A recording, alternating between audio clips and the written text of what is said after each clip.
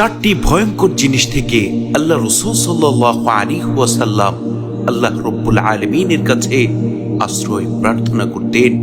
তার মধ্যে নম্বর 1 হচ্ছে কবরের আযাব থেকে রাসূল আকরাম সাল্লাল্লাহু আলাইহি ওয়াসাল্লাম রব্বে কারীমের কাছে আশ্রয় প্রার্থনা করতেন।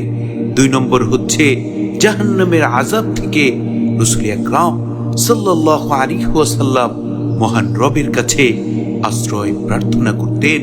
নম্বর 3 হচ্ছে রাসূল আকরাম সাল্লাল্লাহু আলাইহি ওয়াসাল্লাম মৃত্যুর যন্ত্রণা থেকে এবং দুনিয়ার জীবনে বিপদ আপদ থেকে মহান মালিকের কাছে আশ্রয় প্রার্থনা করতেন। নম্বর 4 হচ্ছে আল্লাহ রাসূল সাল্লাল্লাহু আলাইহি ওয়াসাল্লাম দাজ্জালের ভয়াবহ ফিতনা থেকে আল্লাহ রাব্বুল আলামিনের কাছে বিশেষভাবে আশ্রয় প্রার্থনা করতেন। আর এই চারটি ভয়ঙ্কর জিনিস থেকে আল্লাহ রাসূল সাল্লাল্লাহু আলাইহি ওয়াসাল্লাম রব্বে কারীমের কাছে আশ্রয় প্রার্থনা করে এইভাবে দোয়া করতেন, আল্লাহুম্মা ইন্নী আউযু বিকা মিন আযাবিল কবর।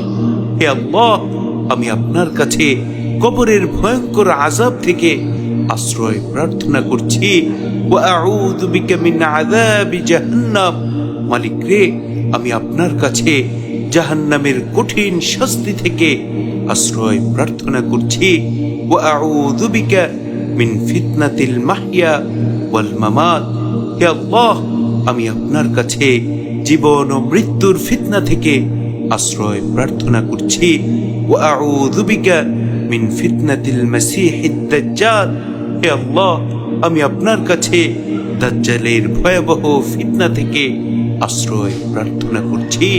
কি চমৎকার দোয়া আল্লাহ রাসূল সাল্লাল্লাহু আলাইহি ওয়াসাল্লাম আমাদেরকে শিখিয়ে দিয়েছেন।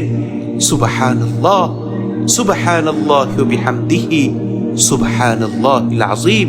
সুতরাং যখনই আমরা সময় পাবো বেশি বেশি এই দোয়া পাঠ করব, আল্লাহুম্মা ইন্নী আউযু বিকা মিন আযাবিল কবর ওয়া আউযু বিকা মিন আযাবি জাহান্নাম ওয়া আউযু বিকা মিন ফিতনাতিল মাহইয়া ওয়াল মামাত ওয়া আউযু বিকা মিন ফিতনাতিল মাসীহিদ দাজ্জাল।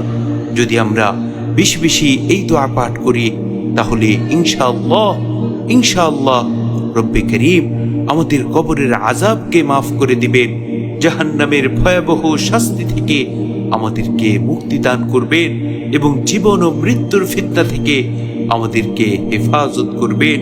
সর্বোপরি দাজ্জালের ফিতনা থেকে আল্লাহ রাব্বুল আলামিন আমাদেরকে নিরাপদে রাখবেন ইনশাআল্লাহ।